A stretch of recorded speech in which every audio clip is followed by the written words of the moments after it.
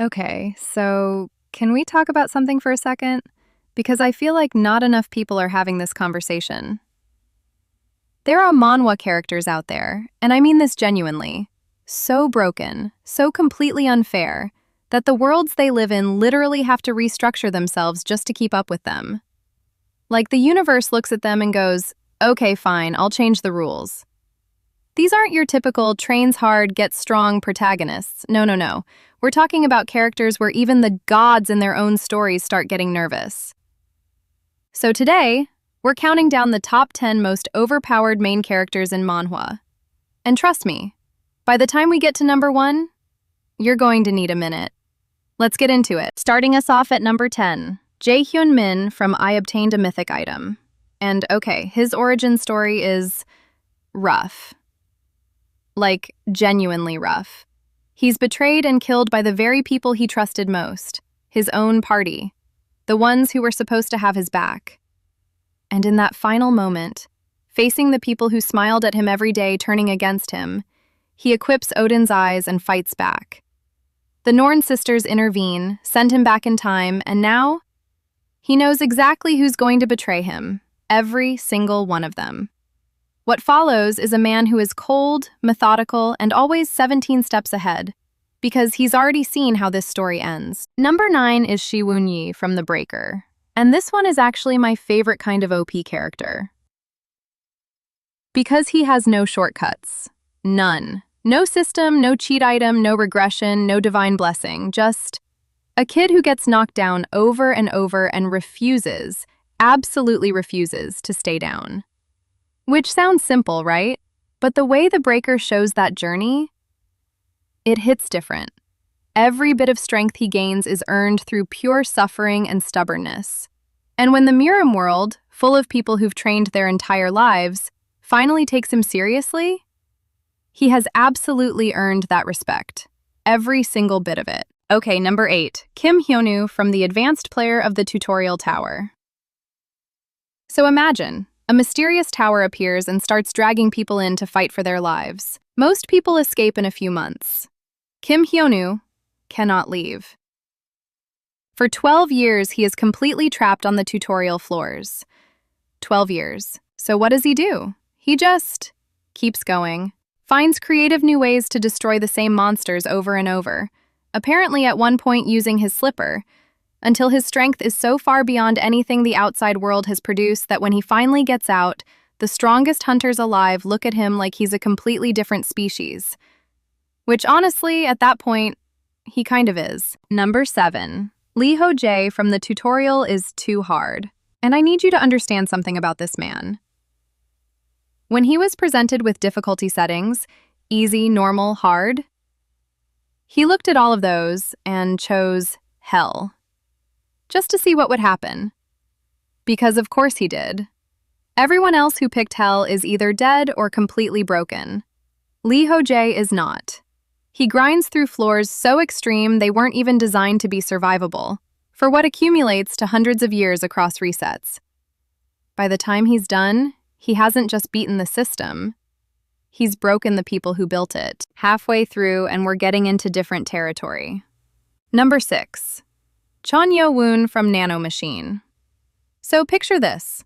Born into a brutal clan hierarchy where his life is genuinely considered worthless to the people above him. And then a descendant from the future injects a nanomachine into his body. Which is not something that happens every day. Suddenly, he can analyze techniques in real time, master skills that take others decades, in a fraction of the time. But what actually makes Chon Yo-woon special isn't just the power, it's how he carries it. He never panics, never overreacts. He just sees what needs to be done and does it quietly, while everyone around him is still trying to figure out what just happened. Very calm, very dangerous. Number 5. Cha Yeon-woo from Second Life Ranker.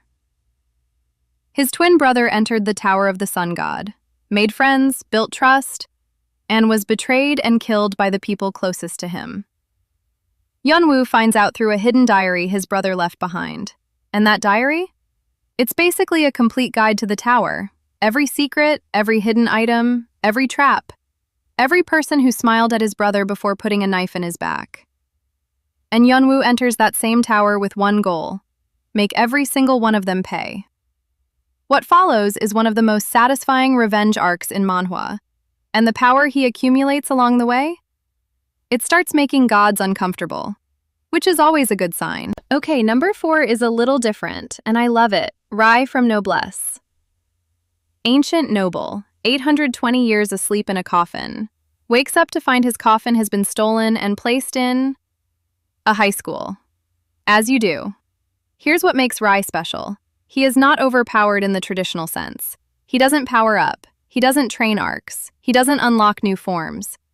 He is simply already there, at a level so far above every other character in the story that his fights are almost peaceful. He moves without urgency, speaks without aggression, and then something pushes him too far. And the gap between him and everyone else becomes impossible to ignore. In a genre full of characters desperately trying to become the strongest, Rai just already is. Top 3 now. And number 3, Arthur Lewin from the beginning after the end hits a little differently from everyone else on this list.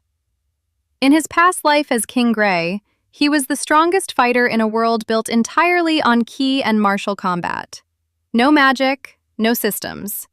Just raw mastery and the will to fight his way to the very top. And he made it. He became king. And was completely alone. He dies, gets reborn as a baby in an entirely new world. One where magic actually exists, with completely different rules, and starts from absolute zero. But this time he has something he never had before. A family. Real friends. A reason to protect something that matters. Watching him rebuild everything from nothing, in a world he doesn't even understand yet, while carrying all the wisdom of a king who already conquered one world, it's something else. Number 2, and okay, I'm a little biased here. Jin Mori from The God of High School. He walks into a high school martial arts tournament because he likes to fight. That's it. That's his whole motivation. A teenager with a sleeping mask on his head who just wants to find someone who can actually challenge him. Nobody around him knows what he actually is. His true identity is Sun Wukong, the Monkey King, one of the 9 demon kings, a being so powerful that gods across multiple realms have entire strategies built around the possibility of him fully waking up. And watching him go from this goofy, happy-go-lucky kid who fights for fun to something that makes actual gods afraid is one of the most insane power progressions I have ever seen in this genre. Ever. And our number 1, Jaewon from The World After the Fall. Okay, I need you to sit with this one for a second. When the apocalypse came, everyone was given a choice. Go back in time, escape, survive. Almost everyone took it. Jaewon didn't. He stayed. He kept fighting in a world that had essentially given up on itself, long after it stopped making any logical sense to continue. And what that choice produced, through unimaginable loss, through isolation, through every possible reason to stop, is a character whose power you genuinely cannot measure. Because it's not just physical. His will has become something the universe itself responds to.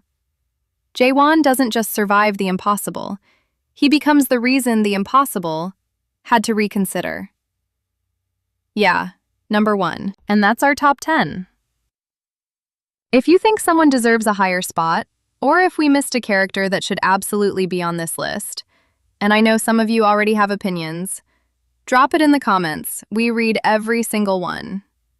Subscribe to ZeroChapterLeft if you want more. We cover everything, until the very last chapter.